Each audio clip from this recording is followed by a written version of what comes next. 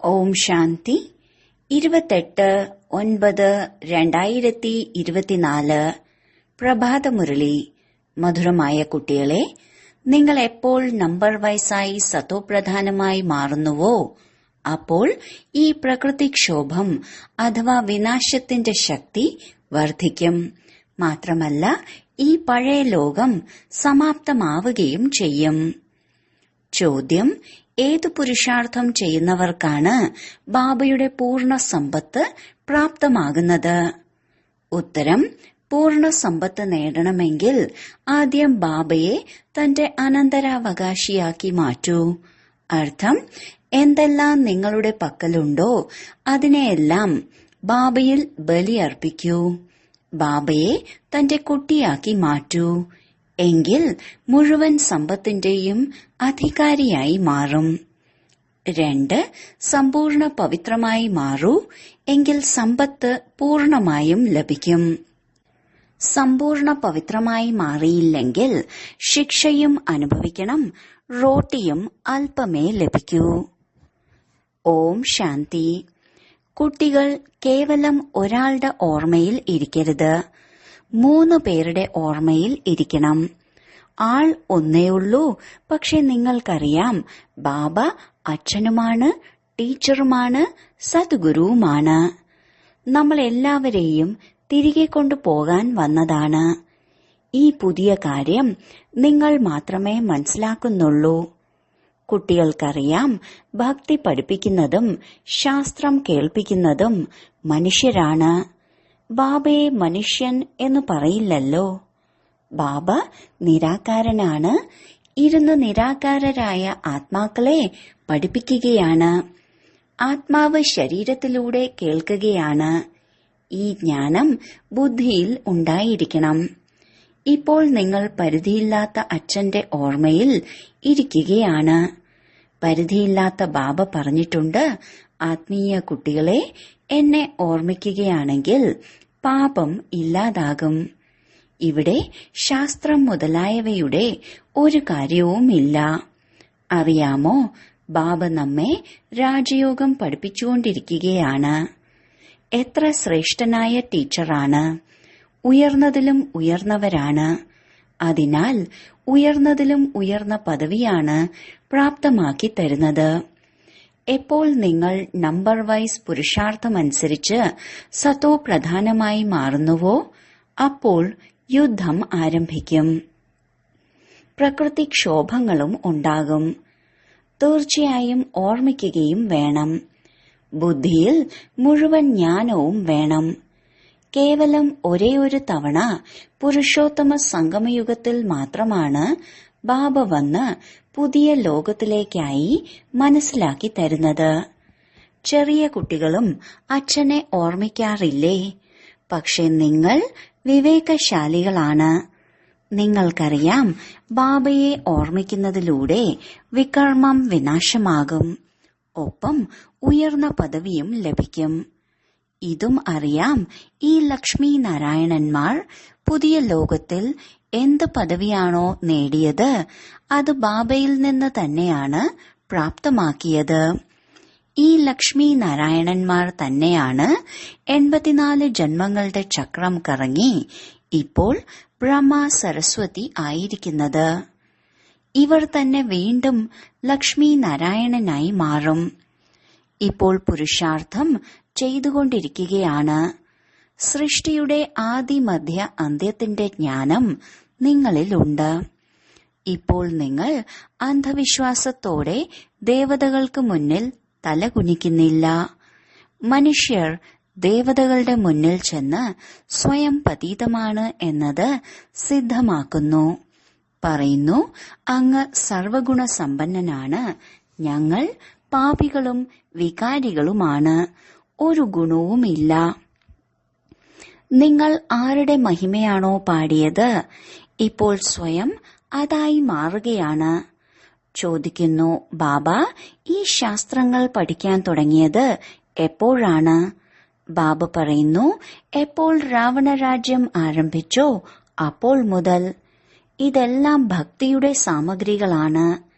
നിങ്ങൾ ഇവിടെ ഇരിക്കുന്ന സമയത്ത് മുഴുവൻ ജ്ഞാനവും ധാരണ ആയിട്ടുണ്ടാകണം.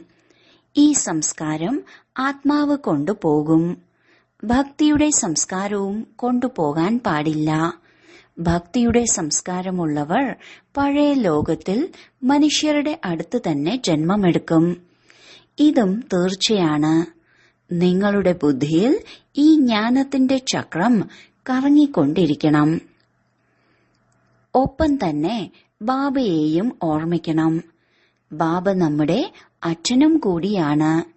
ബാബയെ ഓർമ്മിക്കുകയാണെങ്കിൽ വികർമ്മം വിനാശമാകും. ബാബ നമ്മുടെ ടീച്ചറുമാണ്. അതിനാൽ പഠിപ്പ് നമ്മളുടെ ബുദ്ധിയിൽ വരും. മാത്രമല്ല, സൃഷ്ടിചക്രത്തിന്റെ ജ്ഞാനം ബുദ്ധിയിലുണ്ട്. ഇതിലൂടെയാണ് നിങ്ങൾ ചക്രവർത്തി രാജാവായി മാറുന്നത്. ബ്രാക്കറ്റിൽ ഓർമ്മയുടെ യാത്ര നടന്നുകൊണ്ടിരിക്കുന്നു. ഓം ശാന്തി. ഭക്തിയും ജ്ഞാനവും. ബാബയെ ജ്ഞാനസാഗരൻ എന്നാണ് പറയുന്നത്. ബാബയ്ക്ക് ഭക്തിയെക്കുറിച്ച് എല്ലാം അറിയാം. ഭക്തി എപ്പോൾ ആരംഭിച്ചു, എപ്പോൾ പൂർത്തിയാകും. മനുഷ്യർക്കിത് അറിയില്ല. ബാബയാണ് വന്ന് മനസ്സിലാക്കി തരുന്നത്. സത്യുഗത്തിൽ നിങ്ങൾ ദേവീ ദേവതകൾ വിശ്വത്തിന്റെ അധികാരികളായിരുന്നു. അവിടെ ഭക്തിയുടെ പേരുപോലും ഇല്ല. ഒരു ക്ഷേത്രം പോലും ഉണ്ടായിരുന്നില്ല. പിന്നീട് എപ്പോഴാണോ പകുതി സമയം പൂർത്തിയായി പഴയ ലോകമുണ്ടാകുന്നത്, അർത്ഥം 2500 വർഷം എപ്പോൾ പൂർത്തിയാകുന്നുവോ, അഥവാ ത്രേതയുടെയും ദ്വാപരത്തിന്റെയും സംഗമം ഉണ്ടാകുമ്പോൾ രാവണൻ വരുന്നു. സംഗമം തീർച്ചയായും വേണം. ത്രേതയുടെയും ദ്വാപരത്തിന്റെയും സംഗമത്തിലാണ് രാവണൻ വരുന്നത്. അതായത് എപ്പോഴാണോ ദേവീ ദേവതകൾ വാമമാർഗത്തിലേക്ക് വരുന്നത് അപ്പോൾ. ഇത് നിങ്ങൾക്കല്ലാതെ മറ്റാർക്കും അറിയില്ല. ബാബ വരുന്നതും കലിയുഗത്തിന്റെ അന്തിമത്തിനും സത്യയുഗത്തിന്റെ ആദിയിലുമുള്ള സംഗമത്തിലാണ്. അതുപോലെ രാവണൻ വരുന്നത് ത്രേതയ്ക്കും ദ്വാപരത്തിനും ഇടയിലുള്ള സംഗമത്തിലാണ്. ഇപ്പോൾ ആ സംഗമത്തെ മംഗളകാരി എന്ന് പറയില്ല. അതിനെ അമംഗളകാരി എന്നാണ് പറയുന്നത്. മംഗളകാരി എന്നത് ബാബയുടെ മാത്രം പേരാണ്. ദ്വാപരം മുതൽ അമംഗളകാരിയായ യുഗം ആരംഭിക്കുന്നു. ബാബ ചൈതന്യത്തിലുള്ള ബീജരൂപമാണ്. ബാബയിൽ മുഴുവൻ വൃക്ഷത്തിന്റെയും ജ്ഞാനമുണ്ട്. അഥവാ ആ ബീജവും ചൈതന്യമായിരുന്നുവെങ്കിൽ അതും പറയുമായിരുന്നു, എന്നിൽ നിന്നും ഇന്ന വൃക്ഷം ഇന്ന രീതിയിലാണ് വളരുന്നത് എന്ന്. പക്ഷേ ജഡമായതിനാൽ പറയാൻ കഴിയില്ല. നമുക്ക് മനസ്സിലാക്കാൻ സാധിക്കും, വിത്ത് വിതയ്ക്കുമ്പോൾ ആദ്യം ചെറിയൊരു ചെടി പുറത്തുവരും. പിന്നീട് വലുതാകുമ്പോൾ ഫലം നൽകാൻ തുടങ്ങും. പക്ഷെ ചൈതന്യത്തിനെ എല്ലാം പറയാൻ കഴിയൂ. ലോകത്തിൽ ഇന്ന് മനുഷ്യർ എന്തെല്ലാമാണ് ചെയ്തുകൊണ്ടിരിക്കുന്നത്. കണ്ടുപിടുത്തങ്ങൾ നടത്തിക്കൊണ്ടിരിക്കുന്നു. ചന്ദ്രനിലേക്ക് പോകുന്നതിനുള്ള പരിശ്രമങ്ങൾ ചെയ്തുകൊണ്ടിരിക്കുന്നു. ഈ കാര്യങ്ങൾ മുഴുവൻ നിങ്ങൾ ഇപ്പോൾ കേൾക്കുകയാണ്. ചന്ദ്രന്റെ നേർക്ക് ഉയരത്തിൽ ലക്ഷക്കണക്കിന് മൈൽസ് പോകുന്നു. ചന്ദ്രൻ എങ്ങനെയുള്ള വസ്തുവാണ് എന്ന് പരിശോധിക്കാനാണ് പോകുന്നത്. സമുദ്രത്തിന്റെ എത്ര ദൂരത്തേക്ക് പോകുന്നു പരിശോധിക്കുന്നു. പക്ഷെ അറ്റം കണ്ടെത്താൻ സാധിക്കില്ല. വെള്ളം തന്നെ വെള്ളമാണ്. വിമാനം ഉപയോഗിച്ച് മുകളിലേക്ക് പോകുന്നു. അവർക്ക് തിരിച്ചു വരാൻ സാധിക്കുന്ന തരത്തിൽ അത്രയും പെട്രോളും നിറയ്ക്കണം. ആകാശം പരിധിയില്ലാത്തതല്ലേ? സാഗരവും പരിധിയില്ലാത്തതാണ്. എങ്ങനെയാണോ ഇവിടെ പരിധിയില്ലാത്ത ജ്ഞാനസാഗരനുള്ളത്, പക്ഷേ അത് വെള്ളം കൊണ്ടുള്ള പരിധിയില്ലാത്ത സാഗരമാണ്. ആകാശതത്വവും പരിധി ഇല്ലാത്തതാണ്. ഭൂമിയും പരിധി ഇല്ലാത്തതാണ്. മുന്നോട്ട് പോയിക്കൊണ്ടേയിരിക്കും. സാഗരത്തിന്റെ താഴെയും ഭൂമിയാണ്. പർവ്വതങ്ങൾ എന്തിന്റെ മുകളിലാണ് നിൽക്കുന്നത്? ഭൂമിയിൽ. പിന്നീട് ഭൂമി കുഴിക്കുമ്പോൾ പർവ്വതം പുറത്തുവരും. അതിനും താഴെ പിന്നീട് വെള്ളം കാണും. സാഗരവും ഭൂമിയിലാണ്. ഏതുവരെ വെള്ളമുണ്ട്, ഏതുവരെ ഭൂമിയുണ്ട് എന്നതിന്റെ അറ്റം കണ്ടെത്താൻ സാധിക്കില്ല. പരമപിത പരമാത്മാവിനെ, പരിധിയില്ലാത്ത ബാബയെ അറ്റമില്ലാത്തത് എന്ന് പറയാറുണ്ട്. മനുഷ്യർ പറയുന്നു ഈശ്വരൻ അറ്റമില്ലാത്തയാളാണ്, മായയും അന്ത്യമില്ലാത്തതാണ് എന്ന്. പക്ഷേ നിങ്ങൾക്കറിയാം, ഈശ്വരൻ അറ്റമില്ലാത്തയാളാവുക എന്നത് സാധ്യമേ അല്ല. ബാക്കി ഈ ആകാശം അറ്റമില്ലാത്തതാണ്. ഈ 5 തത്വങ്ങൾ, ആകാശം, വായു, ഇവ തമോ പ്രധാനമായി മാറുന്നു. ആത്മാവും തമോ പ്രധാനമായി മാറുന്നു. പിന്നീട് ബാബ വന്ന് സതോ പ്രധാനമാക്കി മാറ്റുന്നു. എത്ര ചെറിയ ആത്മാവാണ്! 84 ജന്മങ്ങൾ അഭിനയിക്കുന്നു. ഈ ചക്രം കറങ്ങിക്കൊണ്ടേയിരിക്കുന്നു. ഇത് അനാദിയായ നാടകമാണ്. ഇതിന് അന്ത്യമുണ്ടാകില്ല. ഇത് പരമ്പരകളായി നടന്നു വരുന്നതാണ്. എപ്പോഴാണ് ആരംഭിച്ചത്? ഇത് പറഞ്ഞാൽ പിന്നെ അന്തിമവും ഉണ്ടാകും. ബാക്കി ഈ കാര്യങ്ങൾ മനസ്സിലാക്കി കൊടുക്കണം.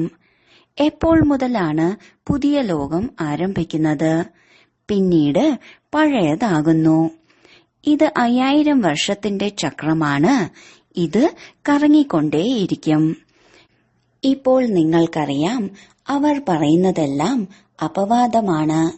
ശാസ്ത്രങ്ങളിൽ എഴുതിയിട്ടുണ്ട് സത്യയുഗത്തിന്റെ ആയുസ് ഇത്രയും ലക്ഷം വർഷമാണ് എന്ന്.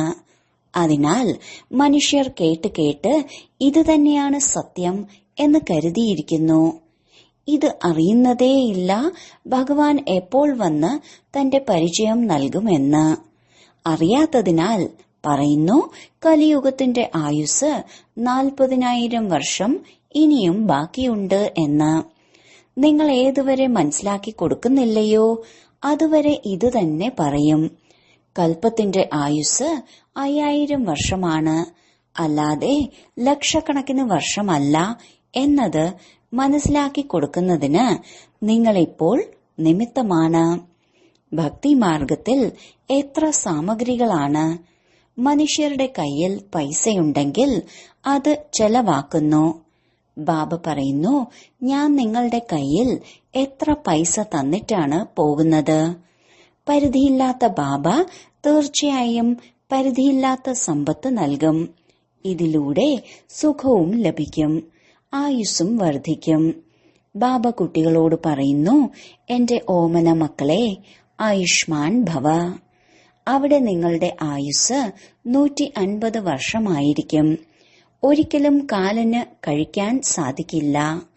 ബാബ വരം നൽകുകയാണ്, നിങ്ങളെ ആയുഷ്മാനാക്കി മാറ്റുന്നു. നിങ്ങൾ അമരന്മാരായി മാറും. അവിടെ ഒരിക്കലും അകാലെ മൃത്യു ഉണ്ടാകില്ല. അവിടെ നിങ്ങൾ വളരെ സുഖികളായിരിക്കും. അതിനാലാണ് സുഖധാമം എന്ന് വിളിക്കുന്നത്.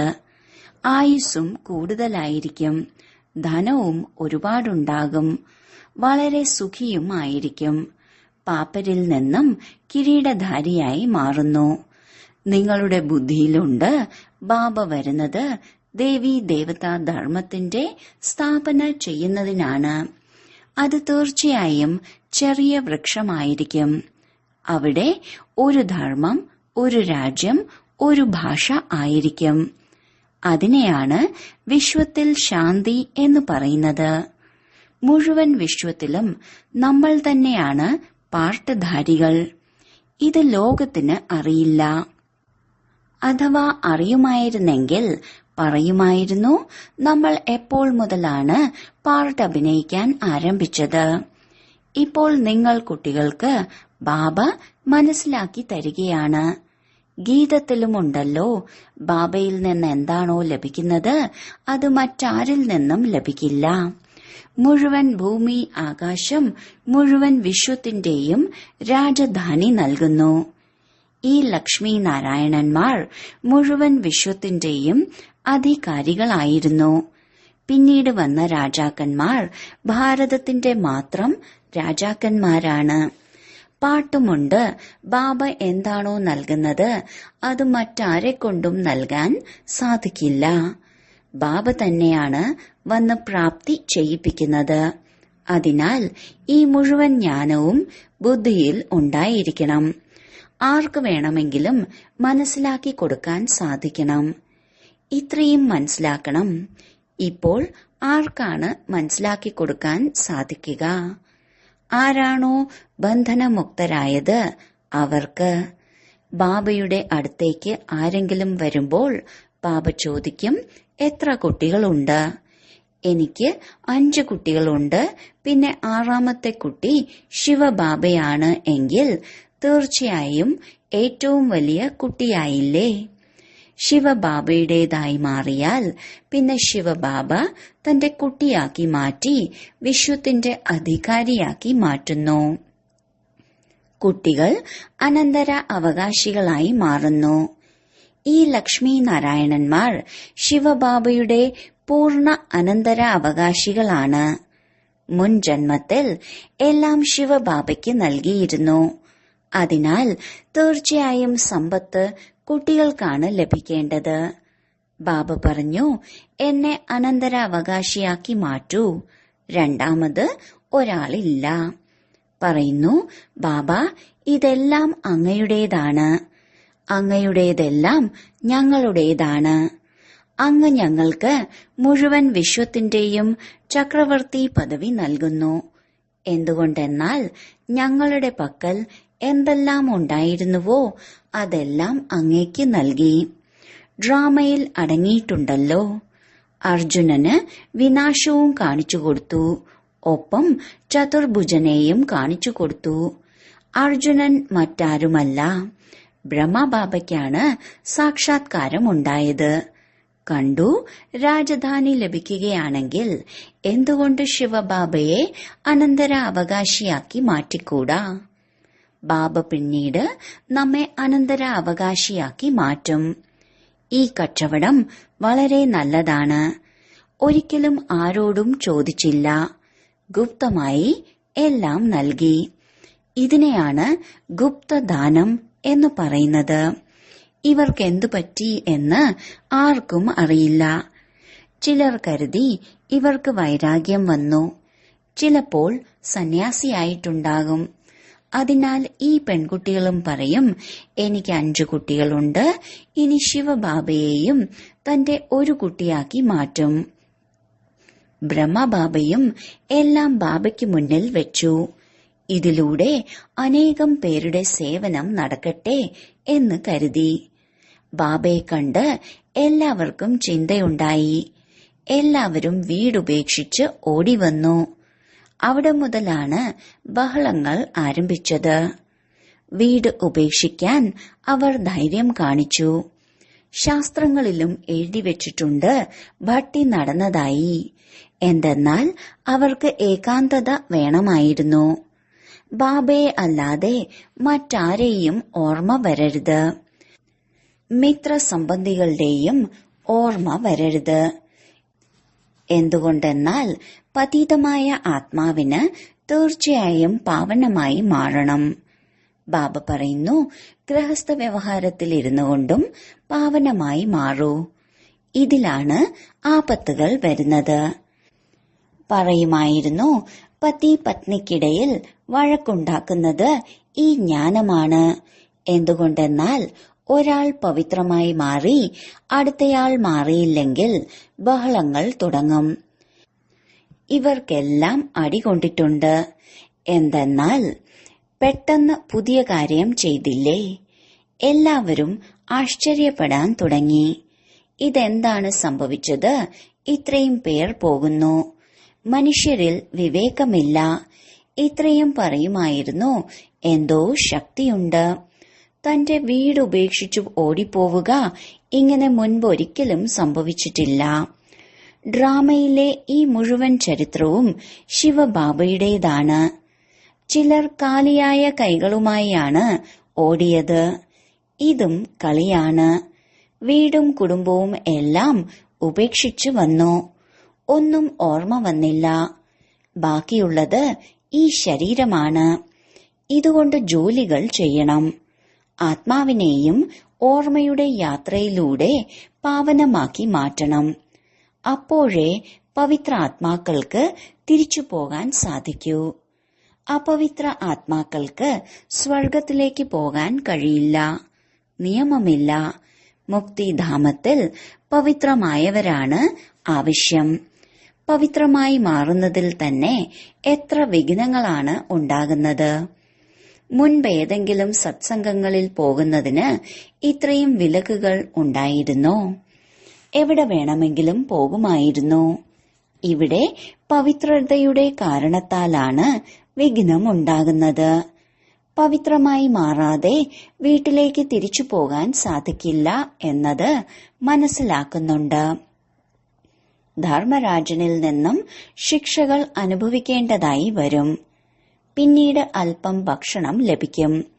ശിക്ഷകൾ അനുഭവിക്കുന്നില്ലെങ്കിൽ വളരെ നല്ല പദവി ലഭിക്കും. ഇത് മനസ്സിലാക്കിയ കാര്യമാണ്. ബാബ പറയുന്നു, മധുരമായ കുട്ടികളെ, നിങ്ങൾക്ക് എന്റെ അടുത്തേക്ക് വരണം. ഈ പഴയ ശരീരം ഉപേക്ഷിച്ച് പവിത്രാത്മാവായി മാറിയിട്ട് വേണം വരാൻ. പിന്നീട് എപ്പോൾ 5 തത്വങ്ങൾ പുതിയതും സത്തോ പ്രധാനവുമായി മാറുന്നുവോ അപ്പോൾ നിങ്ങൾക്ക് പുതിയ സത്തോ പ്രധാന ശരീരം ലഭിക്കും. എല്ലാം നശിച്ച് പിന്നീട് പുതിയതായി മാറും. എങ്ങനെയാണോ ബാബ വന്ന് ബ്രഹ്മ ശരീരത്തിലിരിക്കുന്നത്, അതുപോലെ ആത്മാവ് പോയി ഒരു ബുദ്ധിമുട്ടുമില്ലാതെ ഗർഭകൊട്ടാരത്തിലിരിക്കും. പിന്നീട് എപ്പോൾ സമയമാകുന്നുവോ അപ്പോൾ പുറത്തു വരും. അതും ഇടിമിന്നലിന്റെ തിളക്കത്തോടെയായിരിക്കും. കാരണം ആത്മാവ് പവിത്രമാണ്. ഇതെല്ലാം ഡ്രാമയിൽ ഉള്ളതാണ്. ശരി, വളരെ കാലത്തെ വേർപാടിനു ശേഷം തിരികെ കിട്ടിയ മധുരമധുരമായ ഓമന സന്താനങ്ങൾക്ക് മാതാവും പിതാവുമായ ബാബ്ദാദയുടെ സ്നേഹസ്മരണകളും പുലർക്കാല വന്ദനവും. ആത്മീയ പിതാവിന്റെ ആത്മീയ കുട്ടികൾക്ക് നമസ്കാരം. ധാരണയ്ക്കുള്ള മുഖ്യസാരം: 1. ആത്മാവിനെ പാവനമാക്കി മാറ്റുന്നതിനായി ഏകാന്തതയുടെ ഭട്ടിയിൽ ഇരിക്കണം. ഒരു ബാബയെ അല്ലാതെ മറ്റൊരു മിത്ര സംബന്ധിയെയും ഓർമ്മ വരരുത്. 2. ബുദ്ധിയിൽ മുഴുവൻ ജ്ഞാനത്തെയും വെച്ച് ബന്ധനമുക്തരായി മാറി മറ്റുള്ളവരുടെ സേവനം ചെയ്യണം. ബാബയുമായി സത്യമായ ഇടപാട് നടത്തണം. ബാബ എങ്ങനെ എല്ലാം ഗുപ്തമായി ചെയ്തുവോ അതുപോലെ ഗുപ്തമായി ദാനം ചെയ്യണം. വരദാനം: മായയുടെ വിക്രാള രൂപത്തിലുള്ള കളി സാക്ഷിയായി കാണുന്ന മായാജീതായി ഭവിക്കട്ടെ. മായയെ സ്വാഗതം ചെയ്യുന്നവർ അതിന്റെ വികരാള രൂപം കണ്ട് ഭയക്കില്ല. സാക്ഷിയായി കളി കാണുന്നതിലൂടെ സന്തോഷം വരുന്നു. കാരണം മായയ്ക്ക് പുറമേ സിംഹത്തിന്റെ രൂപമാണ്, എന്നാൽ പൂച്ചയുടെ അത്ര പോലും ശക്തിയില്ല. നിങ്ങൾ അതിനെ പേടിച്ച് വലുതാക്കുക മാത്രമാണ് ചെയ്യുന്നത്. എന്തു ചെയ്യും, എങ്ങനെ ഉണ്ടാകും? എന്നാൽ എന്ത് സംഭവിച്ചുകൊണ്ടിരിക്കുന്നോ അതെല്ലാം നല്ലതാണ്. എന്താണോ സംഭവിക്കാനുള്ളത് അത് കൂടുതൽ നല്ലത് എന്ന പാഠം ഓർമ്മിക്കൂ. സാക്ഷിയായി കളി കാണുകയാണെങ്കിൽ മായാജീത്തായി തീരും. സ്ലോഗൻ: ആരാണോ സഹനശീലർ അവർ ആരുടെ ഭാവസ്വഭാവങ്ങളിലും കത്തില്ല. വ്യർത്ഥ കാര്യങ്ങൾ ഒരു ചെവിയിലൂടെ കേട്ട് മറ്റതിലൂടെ പുറത്തുവിടുന്നു. ഓം ശാന്തി.